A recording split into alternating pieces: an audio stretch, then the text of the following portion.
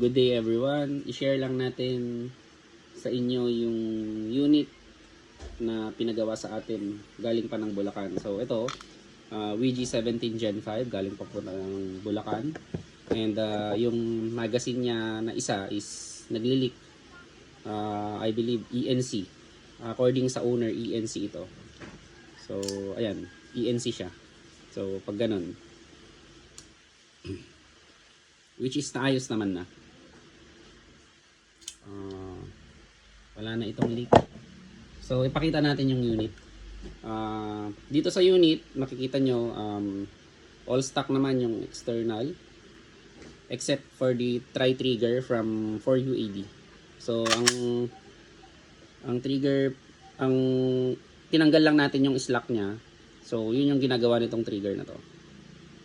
So ayun. So meron pa rin konting slack kasi bata ang gagamit. So ayan siya, ayan yung slack nya. Okay. So yun lang yung sa 4UAD trigger. Adjustable kasi yun. So and then dito sa low, additional from the lower is yung high impact hammer roller. Yan siya. Ipakita ko lang sa inyo yung effect kapag hindi kayo nagpalit ng ganyan at yung stock na steel ang ginamit nyo or kahit bearing roller. Yung bearing roller, ganun pa rin ang effect. So kung nakikita nyo iyon, yung part na yon ng roller, kasi ginamit niya na to with stock hammer roller, nakikita nyo doon, nauubos na siya. Ito. Later on, magka-crack ito. Magka-crack yung part na yan. Kasi yan ang laging tinatamaan ng roller every time na ginagamit nyo yung unit. So, pag meron pang mga ibang mga blowback housing na nakaka-crack itong part na to.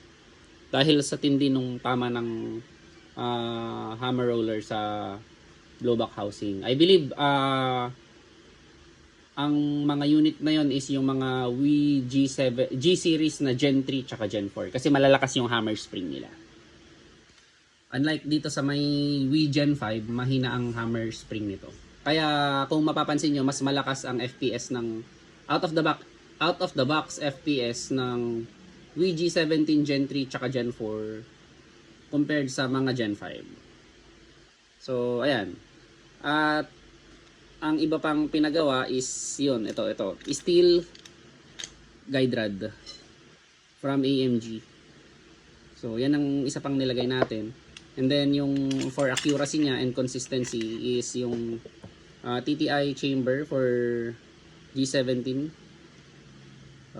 and yung unicorn inner barrel and yung 4UAD half rubber.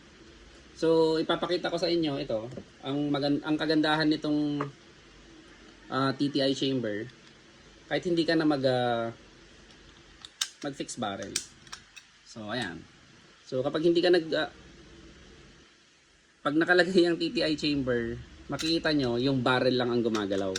Ang galaw lang ng barrel is front and back. Pero yung inner barrel niya hindi pa rin gumagalaw. So hindi yan gagalaw na left and right, up and down. Yung inner barrel lang naman po ang importante sa accuracy and consistency. Kapag hindi gumagalaw yung inner barrel mo, kahit gumagalaw pa yung outer barrel mo, goods na po yun. So ayan, yan yung kanya. Yung itong outer barrel lang ang umaalog. So sa mga naka TTI chamber, for Glock so yun pa lang ang na-try natin. So alam nila tong one na to, yung kung gaano ka-fix yung chamber dito sa frame. So yun lang naman. At isa pa, nilinisan din natin yung greasy part ng nozzle nose. Ito, yung pumapasok sa chamber. Yan. Ang mga Glock series kasi, greasy ito. Maraming lubricant ito pag out of the box. So kapag pumasok yung lubricant na yon, pumasok yung lubricant na yon dito sa chamber, particularly dun sa half rubber, magkakaroon ng effect yung friction between yung BBs at saka yung knob ng hop rubber. So, hindi niya magiging inconsistent yung backspin na binibigay ng hop rubber sa BB. Kaya affected ang accuracy. So, yun lang. Yun lang naman ang pinagawa dito. At yun, i-assemble lang natin ulit.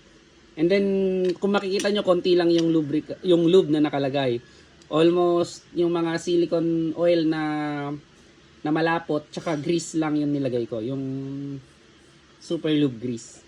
So, sa mga followers dito sa GRRI Hobby Collections, alam nila na ang grease na ginagamit namin is super lube grease. At tsaka yung mga silicone oil namin is yung mga malalapot. So, yun yung recommended namin. Kasi, kapag yung spray na silicone oil, madali kasing lumipat yun sa mga iba't ibang parts ng airsoft. So, sabi nga namin, don't overlube your gas blowback pistols. Overlube is a bad thing. So, yung tamang kwan lang, lubricant lang ang ilagay nyo. Huwag nyong paliguan yung airsoft. So, ayun, yung panganay ko, andyan siya. Ayan. So, dahil sa AMG guide rod set, naging madali lang din siyang ikasa.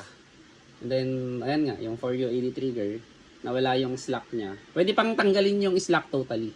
Pero, syempre, bata kasi yung gagamit. Elementary. Ayan. Thank you very much, sir, from Bulacan for trusting the Hobby Collections.